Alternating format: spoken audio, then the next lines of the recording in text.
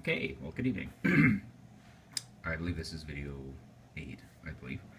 Um, the final stages of the regulation of the action. I was waiting for this little tool, which actually wasn't very expensive, but it is an enormous help.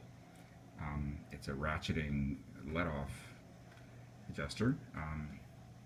Let me explain what that means. So you can see here as I press the key, as I press down a key, the hammer goes up to the string and then drops down ever so slightly.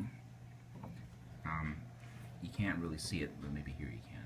There's a little black strip there that is between the hammers and the strings. That strip is a magnet. That is exactly 1/8 of an inch thick. So we want the hammers to release before they strike the strings 1/8 of an inch away. So the mechanism lifts the hammer up, and when the hammer is 1/8 of an inch from the string, it drops it. It's so that the momentum of the hammer takes itself up and strikes the string, but you don't want the mechanism going all the way until it touches, because it'll jam, especially at high speed playing. So I bought these inexpensive magnetic strips that are 1/8 of an inch thick. So they magnetically stick to the underside of the string, which is already there. You can see the little black thing along the edge. You can see the reflection of the light on it. It's between the string and the hammer.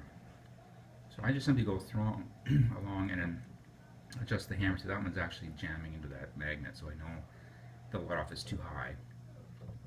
I take my handy little wrench and let's get the right one here. This one. Put it on the capstan screw, and yeah, it's definitely jamming. So I'm just going to lower it down.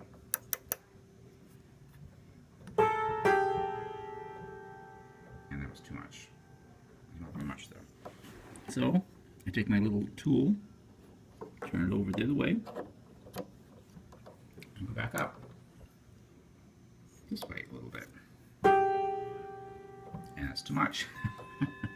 So it doesn't take much of an adjustment to make it change. So I'm just going to drop it down a bit. There we go. And it's got a nice clean release.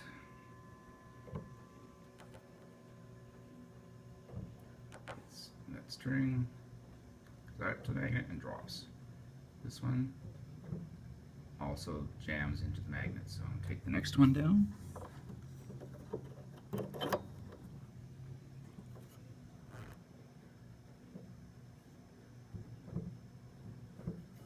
A bit.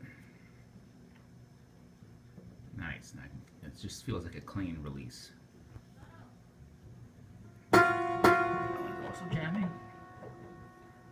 I went through and roughed these in by eye before I had this tool, and clearly my eye was a little bit off because I went too far. And as a result, now I have a problem with releasing too snug. A little bit.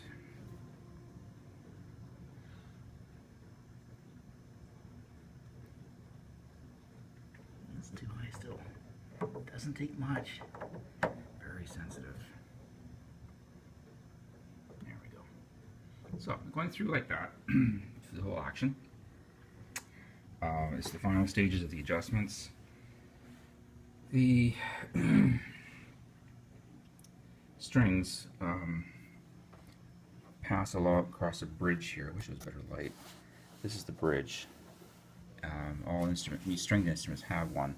It captures the vibration of the string at the hitch pins, little steel pins there, and that wooden bridge that spans across the soundboard transmits the sound into the soundboard, which vibrates, and then you get a louder volume of the sound.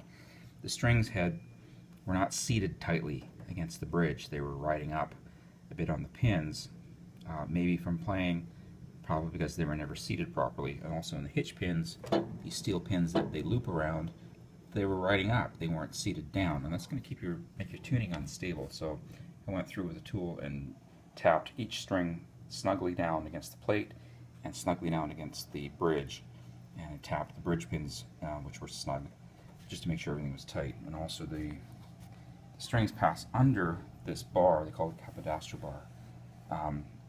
I drove the strings back and forth, each one of them a little bit, to break any rust or anything that was collecting on the strings where they contact this bar, and it made a big difference in tone. The notes resonate longer and cleaner because of it, so there was some deadening effect of rust. And that's about it for now. More in a bit.